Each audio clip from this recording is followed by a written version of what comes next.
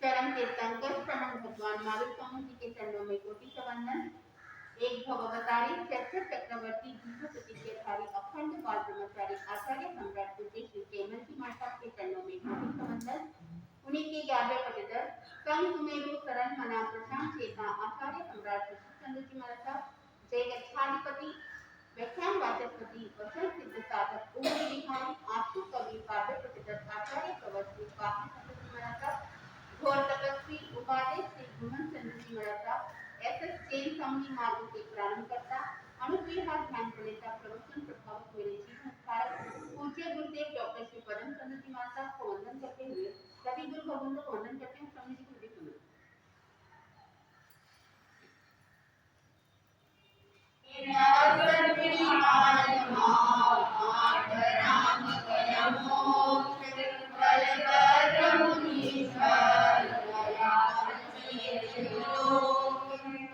वंदना के अंदर वर्णन आता है बलदेव बंधुओं बलदेव जिन शासन में प्रकृति आस्था विश्वास के साथ मनोबल भी होना चाहिए। नीतिकार ने 4 प्रकार के बल बताए, प्रकृति बल, क्रिया बल, बुद्धि बल और स्मृति बल। बंधुओं ये जो 4 बल है इसके साथ में अगर एक और बल जुड़ जाता है तो वह साधक उन मार्ग से सन्मार्ग की ओर आगे बढ़ सकता है, वह राग से विराग की ओर आगे बढ़ सकता है। तो शास्त्रकार ने कहा वो जो 5वां बल है वह आत्म बल, वह विवेक बल, वह है धर्म बल। बंधु जब धर्म बल साधक के जीवन में जुट जाता है 24 दंडक और 84 लाख चक्कर से वहां छुटकारा पा सकता है। प्रकृति बल क्या होता है? प्रकृति बल के अंदर वह विश्वास जगाता है। बंधुओं अगर आपको विश्वास हो गया कि इस कार्य को मैं करूंगा तो इसमें लाभ मिलेगा तो आप क्या करोगे? उस कार्य को करोगे।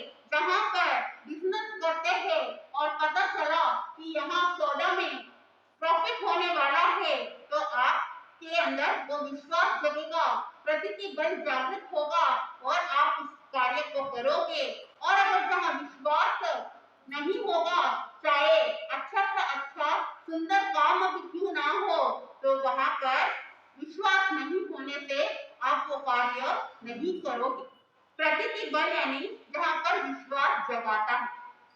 क्रिया बल यानी विचार आया थॉट, उसके बाद उसको क्या करोगे? क्रियान्वित करोगे, उसको एक्शन में लेके आओगे। तीसरा बल आता है बुद्धि बल यानी ज्ञान बल। जो भी कार्य करते हैं उसमें क्या लगाते हो? बुद्धि लगाते हो, वहां हिताहित चिंतन करते हो कि कौन सा सही है और कौन सा गलत है। बंधुओं कहाँ पे कौन सा कार्य करने से वहां मुनाफा हो सकता है और कौन सा कार्य करने से प्रॉफिट हो सकता है और कौन सा माल भी कहाँ बेचूंगा जहाँ पे मुझे प्रॉफिट ही प्रॉफिट मिले। तो इस तरह से आप क्या करोगे? अपना उपयोग लगाओगे, अपनी बुद्धि प्रयोग में लोगे, वहां ज्ञान बल काम में लोगे। चौथा आता है वहां स्मृति बल यानी आपने तो बुद्धि से कार्य तो कर लिया और वह माल लेके आ गए और उस माल को आपने गोडाउन में रख दिया और अगर आप भूल गए तो क्या हो जाएगा? हानि हो जाएगी। उसके लिए आपको क्या करना है? आपको वापस स्मृति में रखना है कि मैंने ये माल यहाँ पे रखा है, तो वहां पर आपका नुकसान नहीं हो सकता। तो ये जो 4 बल बताए, ये 4 बल के साथ में एक बल बताया आत्मबल। बंधुओं ये जो 4 बल है वहां पर प्रवृत्ति की ओर ले जाती है, लेकिन जब आत्मबल जीवन में आ जाता, विवेक बल धर्म बल अगर जीवन में आ जाता है तो वह साधक प्रवृत्ति से निवृत्ति की ओर आगे बढ़ सकता है। बंधुओं धर्म बल के प्रति वह राजा बोध विद्वान था, पंडित था, वह ज्ञानी था। देखता है कि मेरे इस राज्य के अंदर जब भी पता चला कि ये दीन दुखी है, तकलीफ में है, तो राजा को वहाँ विशेषता थी कि उन दुखों को दूर करना। बंधुओं, सही राजा वही होता जो अपनी प्रजा की रक्षा करता है। एक बार राजा भोज अपने वेश परिवर्तन करके वहाँ नगर के चारों तरफ घूम रहा था, देख रहा था, और अर्धकालीन का समय वहां से 4 व्यक्ति गुजरते हैं। उस राजा ने देखा कि यहाँ कोई 4 व्यक्ति मेरे राजमार्ग में चल रहे हैं, तो वह राजा बोल उनके पीछे पीछे जाता है। बंधुओं, वहाँ चारों व्यक्ति एक स्थान पर रुक जाते हैं। वह राजा बोझ तो अपना वेश बदला हुआ था, तो किसी को पता नहीं कि ये राजा है या सामान्य इंसान है। तो वह राजा उन व्यक्ति के पास जाता है और पूछा कि तुम कौन हो। तुम चारों व्यक्ति ने में से एक व्यक्ति ने कहा, वापस उनको रिटर्न में सवाल पूछा कि तुम कौन हो। तब राजा बोस ने कहा, जो तुम हो वही मैं। अब हाँ, व्यक्ति ने कहा कि तुम सीधा सीधा जवाब बताओ, तुम कौन हो। उस समय वह राजा बोझ कहता है कि जो तुम हो वही तो मैं हूँ। वह सीधा जवाब नहीं देता है, क्योंकि वो अपना परिचय बताना नहीं चाहता था। बंधु, उस समय एक ने कहा कि तुम कहाँ जा रहे हो। उस समय राजा बोझ ने कहा, जहाँ तुम जा रहे हो वहीं मैं भी जा रहा हूँ। तुम जहाँ जा रहे हो वहाँ तुम जा रहे हो, लेकिन एक तो बताओ कि तुम कहाँ जा रहे हो। वहाँ सही जवाब राजा बोझ नहीं देता है, और वह चोर भी अपना सही परिचय नहीं देता है, क्योंकि अगर पता चल जाए कि हम चोर हैं, तो वहाँ पर चोरी करने के लिए जिस उद्देश्य से जा रहे उसके पहले कहीं पकड़ में नहीं आ जाए, तो वो बात नहीं बताता है। उस समय राजा बोझ ने कहा, हम तो एक ही जाति के बिरादरी है, तो हमें बताने में कहाँ दिक्कत, क्यों छुपाना। तुम जो कार्य करने के लिए जा रहे हो वही मैं भी कार्य करने के लिए जा रहा हूँ। उस समय उन चोरों को लगा कि हम तो चोरी करने के लिए जा रहे हैं, तो हो सकता है ये भी हमारे साथ चोरी करने के लिए चलना चाहता है। राजा बोझ को विश्वास हो गया, एक प्रतीति बल है कि ये तो चोर है और ये मुझे भी चोर मान रहे हैं। वहाँ चारों चोर अब मन ही मन खुश होते हैं कि हम 4 थे, लेकिन अब क्या हो गए, 5 हो गए हैं। हमारा बल क्या हो गया, बल बढ़ गया है। बंधुओं, क्या एक चिंतन आप भी कभी किए कि जब भी धर्म स्थान में आते हो उस समय मैं एक जा रहा हूँ, तो साथ में क्या करूँ, 4 लोगों को लेके जाऊं, जहाँ पे मेरा धर्म बल बढ़ सकता है, जहाँ पे मेरे धर्म बल बढ़ेगा, यानी वहाँ दलाली होगी, तो मेरा पुण्य का खाता बढ़ता ही जाएगा। क्या आपने कभी ऐसा चिंतन किया, वहाँ विचार करना। और कोई व्यक्ति जब थिएटर जाता है, पिकनिक के लिए जाता है, होटल जाता है, उस समय चिंतन करता है, अकेला जाऊंगा तो वह मौज मस्ती नहीं होगी, इसके लिए क्या चाहिए, 4 व्यक्ति साथ में चाहिए। तो वहाँ साथ वाला नहीं चलेगा, फिर भी जबरदस्ती बोलोगे कि नहीं तुझे तो चलना ही है। बंधुओं, पाप कार्य के अंदर बल को नहीं बढ़ाना, अगर बल को बढ़ाना है तो वहाँ पुण्य कार्य के अंदर बढ़ाना। यहाँ 4 चोरों ने देखा कि हमारा तो अब बल तो बढ़ गया है। राजा बोझ को पूछा, उनकी शक्ल को देखकर कि तुम्हारे अंदर तो वहाँ चेहरे के अंदर वह सौम्यता दिख रही है और आप विशेष अनुभवी लग रहे हो, तो आपके अंदर ऐसी कौन सी कला है। उस समय राजा बोझ ने कहा कि पहले तुम बताओ तुम्हारे अंदर क्या क्या कला है, उसके बाद मैं बताऊंगा। पहले चोर ने कहा, मेरे अंदर ऐसी कला है कि जब मैं मुंह को खोल देता हूँ तो वहां पर जो सैनिक जो भी होते हैं वहां निद्रालीन हो जाते हैं और मैं आराम से चोरी कर सकता हूँ। वहां विघ्न नहीं आती है, कोई प्रॉब्लम नहीं आती है। दूसरा चोर ने कहा, मेरे अंदर वह विशेषता है कि किसी भी प्रकार का जो ताला होता है वह खजाने का ताला को आराम से खोल सकता है। तीसरे ने कहा कि जहाँ पे भी जमीन के अंदर धन गाड़ा हुआ है वहाँ मेरे बल के अंदर वह ताकत है कि मैं उस गाड़े हुए धन को आसानी से समझ जाता हूँ और वहाँ से निकाल लेता हूँ। छोटा चोर ने कहा, मेरे अंदर ऐसी विशेषता है कि मैं एक बार इंसान को देख लेता हूँ तो वो कभी भूलता नहीं हूँ और उसके शब्द अगर एक बार सुन लेता हूँ तो वह वर्षों वर्षों तक वह व्यक्ति बाद में अगर सामने दिखाई देगा तो भी उसकी एक आवाज से मैं उसको याद रखता हूँ। वो मेरी स्मृति बल है।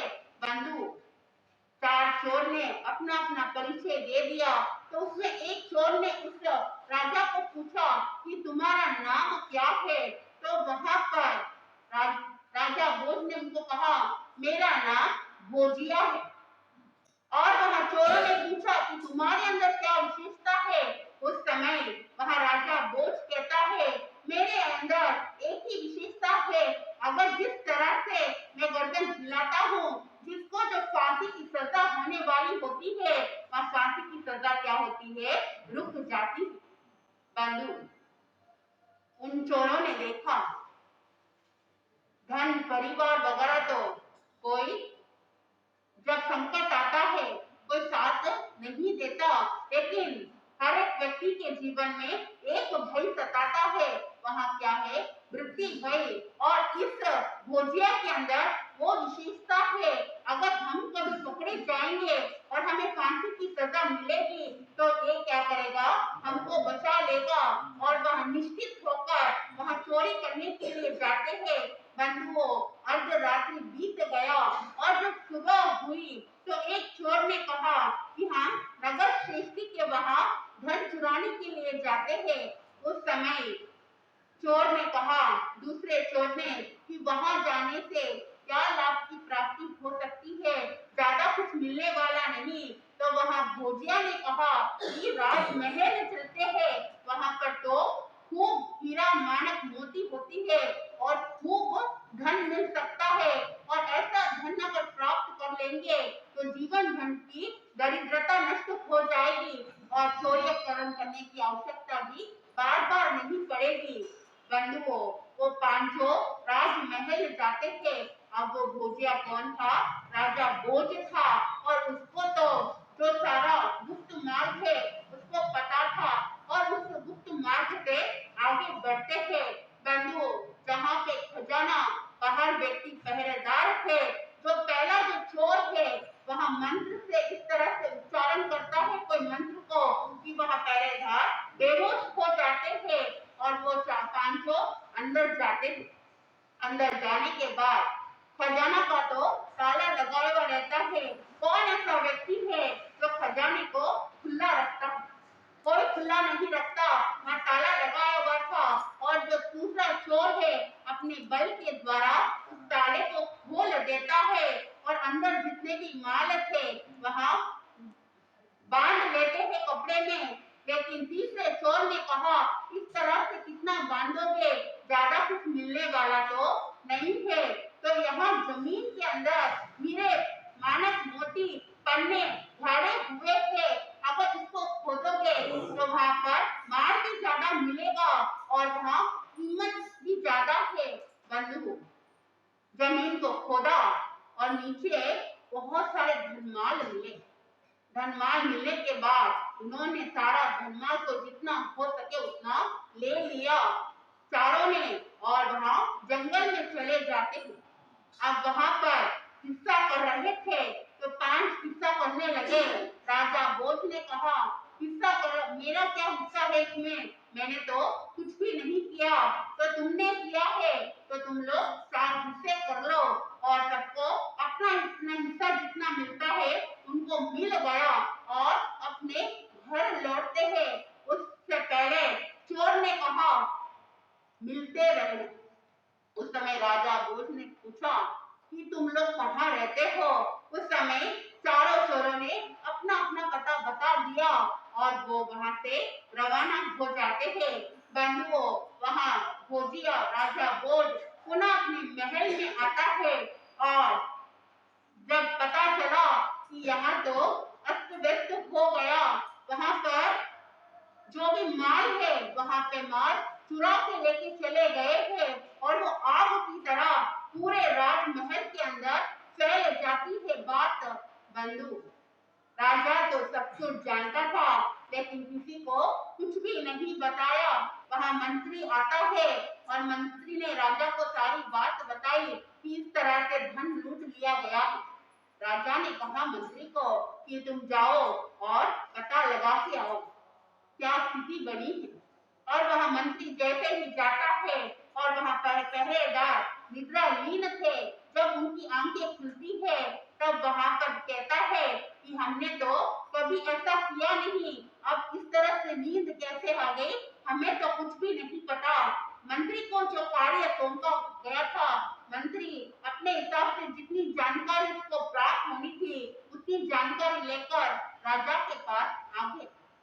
राजा को कहा अब इससे अधिक जानकारी हमको नहीं मिल रही है। बंधु, राजा भोज ने मंत्री को उन 4 चोरों का पता बता दिया और वो चारों चोर क्या होते हैं उनको पकड़कर ले आते हैं राज्य दरबार के अंदर। जैसे ही वो 4 चोर राजा के सामने खड़े होते हैं, उन 3 चोरों को तो कुछ भी पता नहीं और जो चौथा चोर है वो देखकर समझता है इनको तो मैंने कहीं देखा है, लेकिन वहां विश्वास नहीं हो रहा था क्योंकि राजा है, राजा के सामने ज्यादा कुछ बोलूंगा तो फिर मेरी तो खैर नहीं है, लेकिन उसको डाउट हो रहा था क्योंकि उसकी स्मृति ऐसी थी कि कभी भी किसी को देखूंगा तो पहचान लूंगा, लेकिन वहां पर कुछ बोल नहीं पाया। और राजा ने उन चारों को सजा सुना दी फांसी की। और जब वहां पर फांसी की जहां सजा सुनाई थी वहां लेके जाते थे तो वह राजा, मंत्रीगण, सभासद सब लोग वहां पर होते हैं। बंधु, चौथा चोर ने देखा अब मैं मुंह नहीं खोलूंगा तो हमारी तो क्या हो जाएगी, फांसी हो जाएगी। वहां पर राजा भोज को कहता है कि हे भोजिया, तुम्हारी जो बल है अब इस बल का प्रयोग करो। उस समय राजा भोज ने अपनी गर्दन घुमाई तो गर्दन घुमा जैसे ही घुमाई तो वहां पर मंत्री समझ जाता है और उनको फांसी से नीचे उतार देता है। बंधुओं, वहां राजा भोज कौन थे, वहां धर्म बल है, आत्म बल है। अगर कोई साधक इस धर्म बल को प्राप्त कर लेता है तो वहां पर संसार सागर से पार हो सकता है। अब वह चारों चोरों को राजा भोज ने समझाया कि तुम्हारे पास जो बल है उसका दुरुपयोग मत करो, उसका सदुपयोग करो और ये जो चोर या कर्म है उसको त्याग दो और उसको जो अपने बल के अनुसार कार्य बता दिया था और वो अपने अपने जीवन के अंदर कार्य करने लग जाते थे। एक बार किसी मुनि के उनका सहयोग मिलता है और वो चारों चोर उन मुनि से दीक्षित हो जाते हैं, संसार की असारता जान लेते हैं और दीक्षित होकर वहां सदगति को प्राप्त कर लेते हैं। तो ज्ञानी चंद ने कहा कि आत्मबल ही जीवन के अंदर श्रेष्ठ बल है, बाकी बल तो आपको प्रवृत्ति की ओर ले जाएगी, लेकिन ये जो बल है आपको निवृत्ति की ओर ले जाएगी और ये मृत्यु से बचाएगी। ऐसी मृत्यु जहाँ पर पुनः जन्म लेने की जरूरत नहीं पड़ सकती है। आज बलदेव का वर्णन आपको सुनने को मिलेगा। जैसे जैसे आप सुनोगे आपको आनंद की प्राप्ति होगी। मैं अपने शब्दों को यहीं पे विराम देती हूँ।